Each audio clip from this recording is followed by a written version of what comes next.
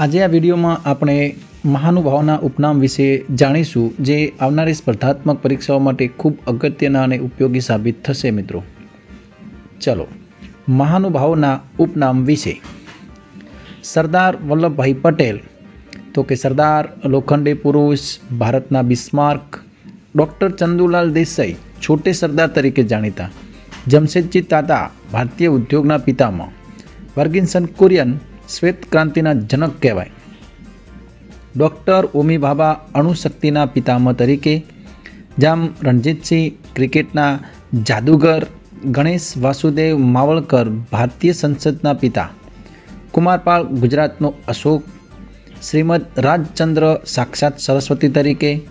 ગીજુભાઈ બધેકા, બાળકોની મૂછાળી માં. નરસિંહ મહેતા, તો કે આદિકવિ તરીકે જાણીતા. મીરાબાઈ દાસી, જન્મ જન્મની અખો જ્ઞાનનો વડલો.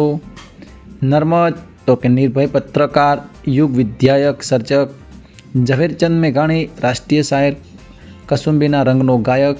પ્રેમાનંદ, તો કે મહાકવિ. ઉમાશંકર જોશી, વિશ્વ શાંતિનો કવિ. પન્નાલાલ પટેલ, તો કે સાહિત્ય જગતનો ચમત્કાર.